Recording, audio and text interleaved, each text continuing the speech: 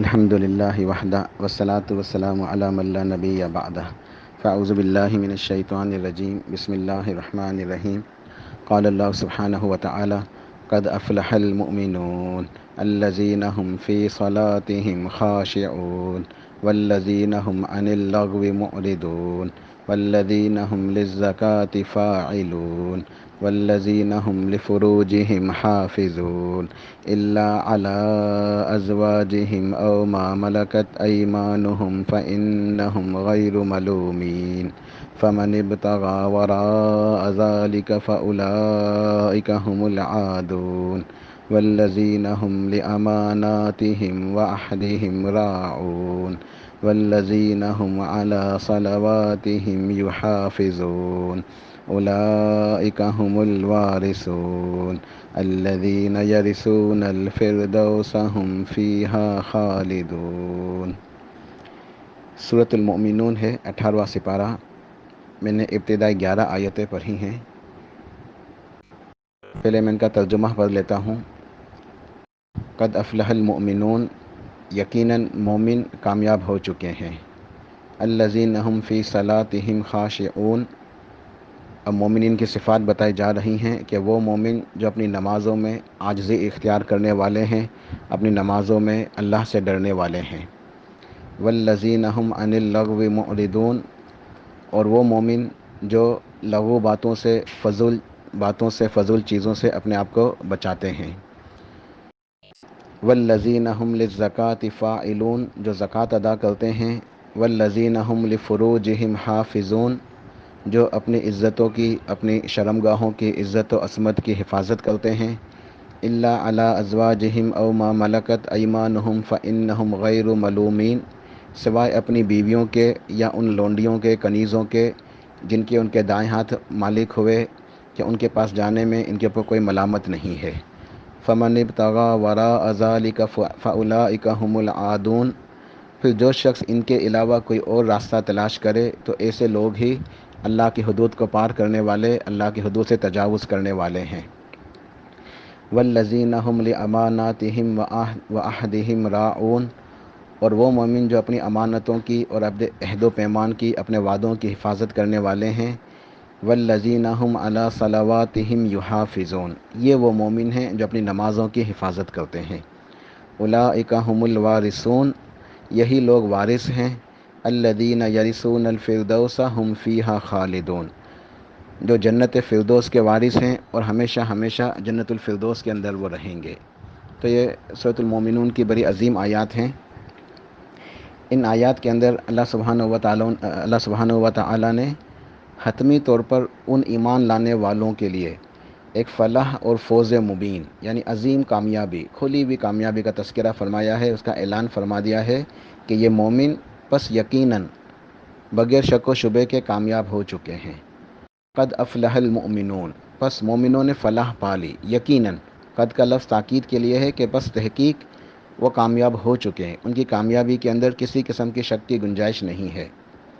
پھر مومنین کی صفات کا تذکرہ فرمایا کہ مومن کون ہیں؟ جو نمازوں میں خشوع اختیار کرتے ہیں، یعنی ڈرتے ہیں، لغویات سے، فضول چیزوں سے بچتے ہیں، زکوٰۃ کی پابندی کرتے ہیں، اپنی شرمگاہوں کی عزت و عصمت کی، شرم و حیا کی حفاظت کرتے ہیں، اور بے شرمی کے، بے حیا کے کاموں کے قریب بھی نہیں جاتے، اپنی امانتوں کی اور عہد و پیمان کی، اپنے وعدوں کا پاس رکھتے ہیں، لحاظ رکھتے ہیں، وعدے پورے کرتے ہیں، امانتوں میں خیانت نہیں کرتے، اور اپنی نمازوں کی حفاظت کرتے ہیں۔ تو ان آیات کے اندر اللہ پاک نے تذکرہ فرمایا کہ قد افلح، یقیناً کامیاب ہو گئے۔ کون؟ ایمان والے۔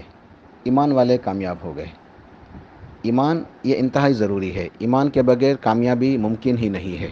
اللہ سبحانہ و تعالیٰ کے پاس جب تک ایمان صحیح نہ ہو، کوئی نیک عمل چاہے جتنے بھی اعمال کیوں نہ ہوں وہ قبول نہیں ہوتے۔ جب تک کسی بھی شخص کا ایمان صحیح نہ ہو، اس کے نیک اعمال اللہ کے پاس قبول ہی نہیں ہوتے۔ جنت کے اندر وہی جا سکے گا جو اللہ تعالیٰ کے پاس ایمان لے کر پہنچے گا۔ صحیح مسلم کی حدیث ہے، سرتاج رسول پیارے نبی کریم صلی اللہ علیہ وسلم نے سیدنا عمر بن خطاب رضی اللہ عنہ سے ارشاد فرمایا تھا، یا ابن خطاب اذهب فنادى في الناس انه لا يدخل الجنة الا مؤمنون۔ ابن خطاب، یہ آپ کا یعنی کہ کنیت سے پکارا کہ خطاب کے بیٹے یعنی سیدنا عمر فاروق رضی اللہ تعالیٰ عنہ مراد ہیں. تو ایک خطاب کے بیٹے آپ جائیے اور لوگوں میں اعلان کر دیجئے، لوگوں کے اندر اعلان کر دیجئے کہ جنت کے اندر کوئی نہیں جا سکتا سوائے اس کے جو مومن ہیں، ایمان والے ہیں. جو اللہ کے پاس ایمان لے کر پہنچیں گے تو وہی جنت میں جا سکیں گے. تو یہ ایمان یہ بنیادی شرط ہے جنت میں جانے کے لیے. کامیابی کے لیے، نقصان سے بچنے کے لیے بنیادی شرط ایمان ہے. کوئی شخص بھی کامیاب نہیں ہو سکتا، کوئی شخص بھی ناکامی سے بچ نہیں سکتا جب تک اس کے پاس ایمان نہ ہو. یہ بنیادی اولین شرط ہے ایمان. اس کے بعد اللہ پاک نے تذکرہ فرمایا کہ یہ جو ایمان والے ہیں ان کی کچھ صفات ہیں اور ان کی 7 صفات کا تذکرہ فرمایا. پہلی صفت اور 7ویں صفت یہ نماز سے متعلق ہے. صفت نمبر 1 اور صفت نمبر 7، پہلی اور 7ویں صفت یہ نماز سے متعلق ہے. باقی 5 صفات علیحدہ ہیں، لیکن جو 5 صفات بیان ہوئی ہیں ان کا تعلق بھی کسی نہ کسی طریقے سے نماز کے ساتھ منسلک ہے. یعنی ٹوٹل یہاں سمجھنے کے لیے کہ 6 صفات کا تذکرہ ہے مومنوں کی. 2 صفات جو ہے وہ نماز کے حوالے سے ہیں تو یوں 7 ہو جاتی ہیں، اور 5 جو ہے وہ دوسری ہیں. لیکن یہ دوسری صفاتیں ان کا بھی نماز کے ساتھ ایک خاص تعلق ہے. لہٰذا یہ بات سمجھ میں آتی ہے جب ان آیات کی تفسیر پڑھتے ہیں، سمجھتے ہیں کہ اصل ایمان جو ہے وہ نمازیوں کے لیے ہے.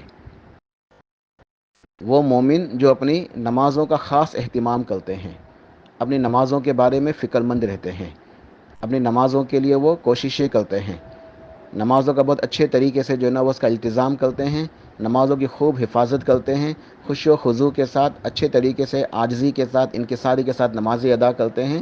تو یہ مومن جو ہیں یہ کامیاب ہے. تو اصل کامیابی کن کے لیے ہے؟ وہ ایمان والے جن کی نماز احسن طریقے سے ہے، اچھے طریقے سے ہے.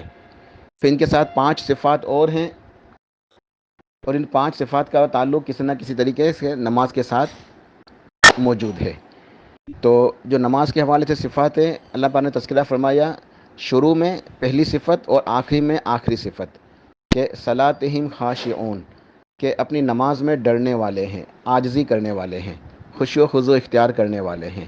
یعنی وہ نماز ادا کرتے ہیں خشوع و خضوع کے ساتھ، عاجزی کے ساتھ، ڈرتے ہوئے. یہ ان کی پہلی صفت ہے. اور 7ویں صفت کیا ہے کہ وہ نمازوں کی حفاظت کرتے ہیں. اپنی نمازوں کے حفاظت کرنے والے. نمازوں کی حفاظت سے مراد کیا ہے کہ ہمیشہ ادا کرتے ہیں پابندی کے ساتھ. ایسا نہیں کبھی ادا کی کبھی ادا نہیں کی، اس طرح، بلکہ ہمیشہ سے وہ نماز کی ادائیگی کرتے ہیں. پھر اول وقت میں نماز ادا کرتے ہیں. جیسے اذان کا وقت شروع ہو جاتا ہے، نماز کا وقت ہوتا ہے، اذان ہو جاتی ہے، وہ مسجد کے اندر پہنچ جاتے ہیں. تو اول وقت میں نماز ادا کرتے ہیں. پھر اپنی نماز کے اندر وہ سکون کے ساتھ، خشوع و خضوع کے ساتھ دل لگا کے اچھی طریقے سے ادا کرتے ہیں. اس کے رکوع سجود کی اچھی طرح حفاظت کرتے ہیں، ذکر اذکار زیادہ کرتے ہیں، اللہ کو یاد کرتے ہیں، اللہ کا ڈر موجود ہے. تو یہ ساری چیزیں آ جاتی ہیں نماز کی حفاظت میں، نماز کی حفاظت کے اندر. تو وہ مومن جو اپنی نماز میں اللہ تعالیٰ سے ڈرتے ہیں، عاجزی اختیار کرتے ہیں اور خشوع و خضوع کے ساتھ اور حفاظت کرتے ہوئے نماز کی ادائیگی کرتے ہیں. پھر دوسری صفت ہے کہ وہ لغو چیزوں سے اعراض کرتے ہیں، فضول چیزوں سے اپنے آپ کو بچاتے ہیں. ترمذی کی روایت ہے، ابو ہریرہ ارشاد فرماتے ہیں کہ نبی علیہ الصلوۃ والسلام نے ارشاد فرمایا من حسن اسلام المرء ترکہ ما لا یعنی، کہ کسی بھی انسان کے اچھے مسلمان ہونے میں یہ بات شامل ہے کہ وہ لا یعنی سے اپنے آپ کو بچائے. یہ لا یعنی کیا ہے؟ لا یعنی وہ چیز ہوتی ہے جس کا فائدہ نہ دنیا میں ہو نہ دین کے اندر ہو. نہ اس کا کوئی دین کے اندر کوئی فائدہ ہے. کوئی ایسا کام نہ، کوئی انسان نیکی کرتا ہے تو فائدہ ہوتا ہے تو کہتے ہیں کہ دین کا کام ہے، نیکی ہے، یہ تو صدقہ ہے، اجر ہے یہ. یا کوئی دنیا کا کام کرے گا تو کوئی دنیاوی فائدہ ہوگا. لیکن وہ کام جس سے نہ دین میں فائدہ ہو نہ دنیا میں، یعنی بیکار کام، فضول کام، جس کا کوئی فائدہ نہیں ہوتا، اسے کہتے ہیں لغویات. تو یہ جو مومن ہیں نماز ادا کرنے والے اچھے طریقے سے یہ لغو باتوں سے اعراض کرتے ہیں. تو یہ اس صفت کا تعلق بھی نماز سے اس طریقے سے ہے کہ جو مومن اپنی نمازوں کا اہتمام کرتا ہے، نمازوں کی پابندی کرتا ہے، اچھے طریقے سے 5 وقت نماز ادا کرتا ہے، تو اس کے اندر یہ نماز ہی اس صفت کو بھی لے آتی ہے کہ پھر وہ اپنی اوقات کی ہمیشہ حفاظت کرتا ہے، فضول چیزوں سے بچتا ہے.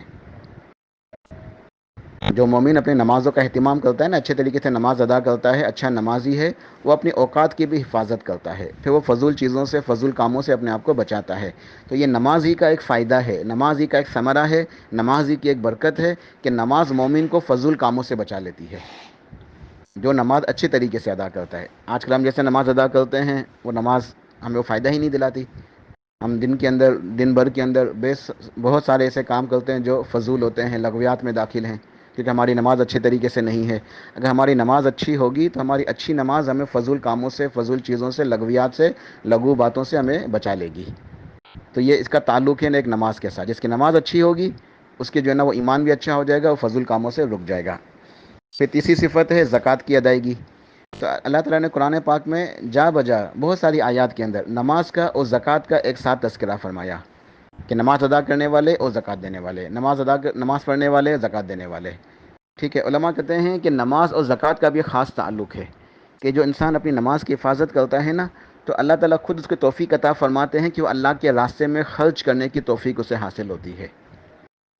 کہ یہ نماز اس کے ایمان میں اضافہ کرتی ہے، ایمان میں نکھار پیدا کرتی ہے. ایمان مضبوط ہوتا ہے تو اس سے اللہ کے راستے میں خرچ کرنے کی جو ہے نا ترغیب پیدا ہوتی ہے، اور بندہ اللہ کی راہ میں خرچ کرتا ہے، زکوٰۃ ادا کرتا ہے. تو یہ نماز جو ہے، جو نمازوں کا اہتمام کرتے ہیں وہ زکوٰۃ کی بھی ادائیگی کرتے ہیں. چوتھی صفت ہے کہ اپنی عزت و عصمت کی اور شرم گاہوں کی حفاظت کرتے ہیں اور بے حیائی کے کاموں کے قریب نہیں جاتے. یہ بھی نماز کی وجہ سے ہی ممکن ہے. دلیل قرآن پاک کی آیت ہے سورہ عنکبوت آیت نمبر 45 میں ارشاد فرمایا وَأَقِمِ الصَّلَاةَ، اور آپ نماز قائم کیجئے. إِنَّ الصَّلَاةَ تَنْهَىٰ عَنِ الْفَحْشَاءِ وَالْمُنکَرِ، کہ یقیناً یہ نماز آپ کو فحاشی سے، بے حیائی سے اور برے کاموں سے روک دیتی ہے. تو جو شخص اچھے طریقے سے نماز ادا کرتا ہے تو اس کی نماز اس کو بے حیائی کے کاموں سے، منکرات سے، گناہوں سے اور برے کاموں سے روکتی ہے. تو نماز کی وجہ سے مومن اپنے عزت و عصمت کی بھی حفاظت کر لیتا ہے. جس کی نماز اچھی ہے وہ مومن اپنی عزت کی بھی حفاظت کرتا ہے، اپنے شرمگاہ کی حفاظت کرتا ہے، اور فحاشی کے کام، بے حیائی کے کام، بے شرمی کے کام، ان سے اپنے آپ کو بچاتا ہے. یہ نماز اس کو بچاتی ہے. اللہ نے فرمایا ہے کہ ان الصلاۃ تنہا عن الفحشاء والمنکر، کہ یقیناً یہ نماز تمہیں فحاشی سے، بے حیائی سے اور برے کاموں سے بچاتی ہے، روکتی ہے. اگلی صفت ہے امانت کی پاسداری، امانت کی حفاظت. تو یہ سب سے عظیم امانت کیا ہے ہمارے پاس؟ نماز. یہ نماز ایک امانت ہے ہمارے پاس اللہ تعالیٰ کی. اور ایک حدیث کے اندر آتا ہے، ابن حبان کی روایت ہے، صحیح ابن حبان کے اندر روایت موجود ہے، نبی اسلام نے ارشاد فرمایا، سیدنا ابو ہریرہ کی روایت ہے، نبی اسلام نے ارشاد فرمایا اسوأ الناس سرقۃ اسوأ الناس سرقۃ الذی یسرق صلاتہ، کہ لوگوں کے اندر سب سے برا چور وہ ہے، سب سے بدترین چور وہ ہے جو نماز میں چوری کرتا ہے. پوچھا گیا وکیف یسرق صلاتہ یا رسول اللہ صلی اللہ علیہ وسلم، جب آپ سے پوچھا گیا کہ نماز میں چوری بلا وہ کیسے کرتا ہے، تو آپ نے جواب میں ارشاد فرمایا لا یتم رکوعہا ولا سجودہا، کہ نہ وہ رکوع مکمل کرتا ہے اور نہ سجدے. اس کے رکوع سجدے ہی صحیح نہیں ہیں، تو رکوع سجدے کے اندر وہ چوری کرتا ہے، گویا نماز میں اپنے چوری کرتا ہے. تو اصل جو امانت ہے وہ نماز ہے. نماز ایک عظیم امانت ہے. تو جو انسان اپنی نماز میں خیانت نہیں کرتا، اس امانت کی، اس نماز کی حفاظت کرتا ہے، تو وہ باقی معاملات کے اندر بھی جو ہے نا امین ہوتا ہے. میں نے بتایا شروع میں کہ ان جو صفات ہیں، ان صفات کا خاص تعلق ہے نماز کے ساتھ. اس لیے اللہ نے پہلی صفت اور آخری صفت نماز ہی کے بارے میں بتائی. پھر بیچ میں پانچ جو ہے، درمیان میں جو ہے نا یہ پانچ صفات کا تذکرہ فرمایا. صفت نمبر 1 پہلی صفت، اور صفت نمبر 7 آخری صفت نماز ہے. باقی بیچ میں یہ پانچ صفات ہیں، اور ان پانچوں کا تعلق نماز کے ساتھ ہے. تو امانت کی پاسداری، امانت کی حفاظت، یہ بھی نماز کے ذریعے ممکن ہے کہ جو اپنی نماز کے اندر امین ہے، اپنی نماز کے اندر امانت کی حفاظت کرتا ہے. نماز کی بھی ایک امانت ہے. جو اس امانت کی حفاظت کرے گا اپنی نماز کی، وہ باقی چیزوں کے اندر بھی، باقی معاملات کے اندر بھی، چاہے امور دنیا ہو یا امور آخرہ، کسی کو کسی بھی چیز میں امین بنایا جائے، امانت رکھی جائے، تو اپنی نماز، وہ اپنی امانت کی حفاظت کرے گا اگر وہ اچھا نمازی ہے. تو یہ نماز کی حفاظت اسے امانت کی بھی حفاظت کرائے گی. اگلی صفت وعدے کی حفاظت. وعدے کی حفاظت، یا وعدے کی حفاظت سے دو باتیں مراد علماء کہتے ہیں. ایک تو وہ وعدے ہیں جو انسان عام طور پہ روزمرہ ایک دوسرے کے ساتھ کرتا ہے. تو جو نمازی ہوتا ہے نا، تو اپنے وعدوں کی بھی پابندی کرتا ہے وہ، کیونکہ نماز بھی ایک وعدہ ہے اللہ تعالیٰ سے. نماز بھی عہد ہے جو احادیث سے ثابت ہے. اب اس کی تفصیل کے اندر اس کی روایت بتاؤں گا تو بات ذرا طویل ہو جائے گی. بہرحال لیکن یہ نماز کو ایک عہد کہا گیا ہے کہ نماز بندے مومن اور اللہ کے درمیان ایک عہد ہے. ایک نماز ایک وعدہ ہے، اور اس وعدے سے ایک مراد وعدہ ہے جو ایک میثاق الستو بربکم، جو اللہ سبحانہ و تعالیٰ نے سورۃ الاعراف آیت نمبر 172 میں جس کا تذکرہ فرمایا ہے کہ اللہ پاک نے تمام روحوں کو نکال کے سیدنا آدم علیہ السلام کی ذریت میں سے انہیں اپنے سامنے کھڑا کیا، ان سے پوچھا الستو بربکم، ان سے اپنی توحید کا اقرار لیا، توحید کا وعدہ لیا، تو یہ میثاق بھی مراد ہے۔ تو جو نمازی ہے وہ اپنی ایمان والا ہے، جو نمازی ہے وہ توحید والا ہے، ٹھیک ہے۔ تو جو نماز ہے وہ نماز اس کی اس بات کی علامت ہے، اس بات کا ثبوت ہے کہ یہ اس کو وہ وعدہ یاد ہے جو اس نے اللہ سے کیا ہوا ہے، توحید کا وعدہ، الستو بربکم، اس کو یاد ہے، اس لیے وہ نماز کے اندر اللہ کے آگے جھک رہا ہے، نماز کی حفاظت کر رہا ہے، نماز کی ادائیگی کر رہا ہے، کیونکہ یہ توحید، یہ ایمان والا شخص ہے، اسے اللہ تعالیٰ سے کیا ہوا وعدہ یاد ہے۔ تو یہ صفات جو ہیں، لغویات سے اعراض کرنا، فضول باتوں سے اپنے آپ کو بچانا، زکوٰۃ ادا کرنا، اپنی شرم گاہوں کی عزت و عصمت کی حفاظت کرنا اور بے حیا کے کاموں کے قریب نہ جانا، اپنی امانت کی حفاظت کرنا، اپنے وعدوں کی حفاظت کرنا، یہ 5 صفات ہیں۔ تو ان 5 صفات کا تذکرہ نماز کے ساتھ جو ہے نا ایک خاص تعلق موجود ہے۔ تو پہلی صفت ان آیت کے اندر ہے کہ صلاتہم خاشعون، نماز میں ڈرنے والے اور عاجزی کرنے والے، اور آخری صفت ہے کہ نماز کی حفاظت کرنے والے۔ تو کل ملا کے 6 صفات ہو جائیں گی، تو وہ مومن کامیاب ہو چکے، جنت کے اندر چلے گئے، گویا ان کے لیے کامیابی بالکل حتمی ہے، اور بالکل جو ہے نا اس کی گارنٹی ہے، اس کے اندر کسی شک کی گنجائش نہیں ہے، بالکل حتمی طور پہ وہ کامیاب ہیں جو اپنی نمازوں میں اللہ تعالیٰ سے ڈرتے ہیں، نماز کی حفاظت کرتے ہیں۔ باقی ان صفات جو ہیں، جو ایمان کا جو ہے نا یہ تقاضا ہے اور نماز کی وجہ سے ممکن ہے ان صفات کے اوپر عمل کرنا، تو ان صفات کے مطابق وہ زندگی گزارتے ہیں۔ اب انہیں اللہ تعالیٰ کی طرف سے انعام کیا ملتا ہے، یہ آخری حدیث پڑھ کے انشاءاللہ ختم کرتا ہوں اپنا درس میں۔ ان آیات کی تفسیر کے اندر تفسیر ابن کثیر اور دیگر مفسرین لکھتے ہیں کہ اللہ سبحانہ و تعالیٰ نے ان کے لیے کیا عظیم وعدہ ارشاد فرمایا ہے کہ یہ اولئک هم الوارثون، یہ وارث ہیں کس کے، الذین یرثون الفردوس هم فیہا خالدون، یہ جنت فردوس کے وارث ہیں۔ جنت فردوس سب سے اونچی جنت ہے، سب سے اعلیٰ، سب سے اونچی والی جنت ہے، اور اس جنت کے درمیان میں بالکل اس کے ایک وسط، اس کے درمیان میں بیچ میں ایک جنت ہے، اس کا نام ہے جنت عدن۔ جنت عدن، اس جنت عدن کو اللہ پاک نے خود اپنے ہاتھوں سے بنایا ہے۔ تفسیر ابن کثیر اور دیگر مفسرین نے اس بات کو بیان کیا، روایات موجود ہیں کہ جنت عدن کو اللہ پاک نے خود اپنے ہاتھوں سے بنایا ہے۔ تو جنت کیسی ہوگی؟ ایک تو اللہ کی جنت، یعنی جو جنت کا عام درجہ ہے، نیچے کا درجہ، وہ کتنا خوبصورت، کتنا پیارا ہوگا، ہم سوچ بھی نہیں سکتے اس کے بارے میں۔ تو جنت کے 100 درجات ہیں، تو 100 درجات میں سب سے اونچی 100 نمبر کی جنت، سب سے اونچی والی، سب سے اعلیٰ جنت جسے جنت الفردوس کہتے ہیں۔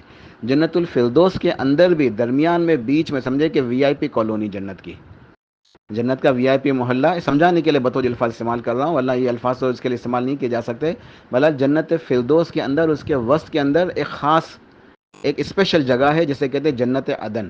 اس جنت عدن کو اللہ تعالیٰ نے اپنے ہاتھوں سے پیدا کیا، اور جو روایت میں سنانے جا رہا ہوں وہ یہ ہے کہ اللہ پاک نے جب جنت عدن کو تخلیق فرمایا تو اس سے کہا کہ کہو، بات کرو۔ جنت عدن سے اللہ نے کہا کہ بات کرو، تو اللہ کی توفیق سے، اللہ کے حکم سے جنت الفردوس نے کلام کیا، بات کی اللہ کے سامنے۔ اور کیا کلام کیا؟ جب اللہ پاک نے اسے حکم دیا کہ کہو، بات کرو، تو جنت الفردوس نے، جنت عدن نے، جو جنت الفردوس بالکل درمیان کے اندر موجود ہے، یہ سورہ مومنون کی 11 آیتیں تلاوت کی۔ جنت عدن نے اللہ کے حکم سے یہ سورۃ المومنون کی 11 آیتیں تلاوت کی کہ قد افلح المؤمنون، کہ یقیناً مومن کامیاب ہو گئے ہیں۔ پھر ان صفات کا تذکرہ فرمایا کہ جو یہ نمازوں کی حفاظت کرنے والے اور یہ صفات کے حامل جو ایمان والے ہیں، یہ کامیاب ہو گئے، یہ وارث ہیں، اس جنت فردوس کے وارث ہیں، یعنی اس جنت عدن کے اندر آئیں گے، وہ ان کا ٹھکانہ جنت عدن ہے۔ جنت عدن ان کے لیے عظیم اجر و ثواب، انعام و اکرام ہے، جس کے بارے میں آتا ہے کسی انسانی آنکھ نے دیکھا نہیں ہے۔ جنت عدن، جنت الفردوس کیسی ہوگی؟ وہ اعلیٰ جنت ہے جو اللہ نے اپنے ان مومن بندوں کے لیے تیار کی ہے، کسی انسانی آنکھ نے ان کے بارے میں دیکھا ہی نہیں ہے، انسانی کان نے سنا ہی نہیں ہے، انسان کے دل میں اس کا گمان تک نہیں گزر سکتا۔ وہ ایسی اعلیٰ درجے کی نعمتیں ہیں، ایسی اعلیٰ درجے کی جنتیں ہیں۔ جنت الفردوس کے اندر اعلیٰ درجے کی جو ہے نا وہ جو جنت عدن ہے، یہ ان مومنوں کے لیے ہے۔ جو یہ مومن ہوں گے، ایمان والے، جو یہ صفات کے حامل، ان صفات کے مطابق زندگی گزاریں گے، یہ جنت عدن کے اندر آئیں گے، یہ اس کے وارث بنیں گے، جنت عدن کے وارث ہوں گے۔ تو اللہ پاک سے دعا ہے کہ اللہ سبحانہ و تعالی ہمیں ان آیات کے اوپر عمل کرنے کی توفیق عطا فرمائے۔ ان آیات کے اندر جو صفات بیان کی گئی ہیں، نمازوں کی حفاظت اور دیگر جو صفات بیان کی گئی ہیں، ہمیں ان صفات کے جو ہے پر عمل کرنے کی توفیق عطا فرمائے، اور ہمیں اس جنت الفردوس، جنت عدن کا وارث بنائے۔ آمین یا رب العالمین۔ سبحان ربک رب العزت عما یصفون وسلام علی المرسلین والحمد للہ رب العالمین۔